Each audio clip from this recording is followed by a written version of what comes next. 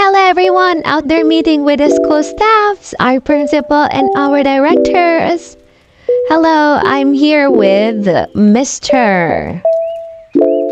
Dude.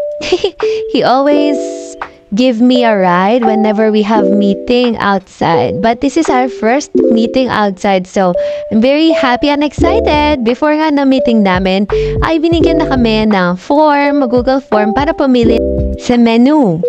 Pero sa pagpili ko ng menu, sa menu ay medyo nagkamali yata ako ng pinili. Sad lang. So, ito yung mga staff ng school namin, directors, principals, at saka yung mga magulang na part ng aming PTA.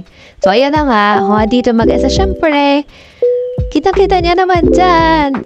Kinailangan maging busy tayo, busy-busyhan. Chikang madami akong pinagagawa dyan. Kasi nga sila busy din sa pakipag-usap.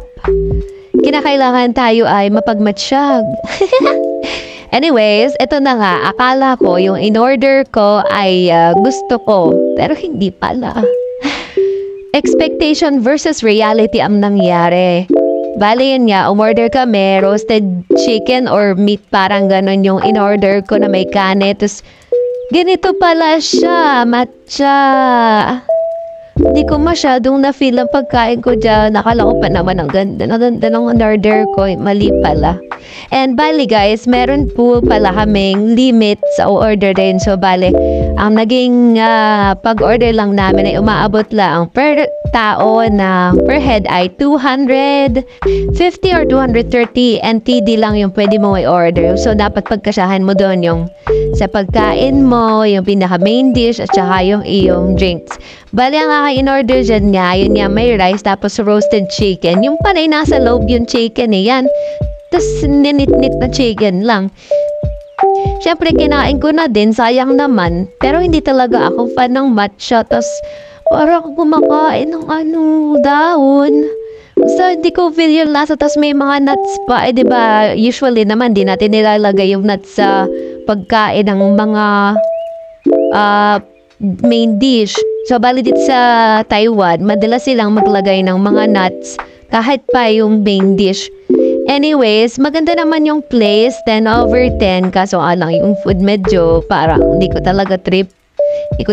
Pero yan, dumating na ngayon yung milk tea na in-order ko para siyang ice cream na may, yun nga, milk tea na may ice cream. And yun, nakipag-cheers pa nga ako dyan sa katabi ko. Isa siya sa friendly na kako-teacher ko na lagi ko nakakausap ng minimal English. Ayun. Anyways, after ko nga dyan, na sumama sa meeting namin, ay kinuha ko na sa 7-Eleven itong aking in-order at dumaan ako kay Ma'am May. So yan, sinamahan ko siya nung gabi na magpagawa ng pantatak niya, yung pang signature niya sa bank. And, ayun, namili kami ng kaunti. But I think that's a wrap up. Yun lang. I hope you really enjoyed the video. Bye!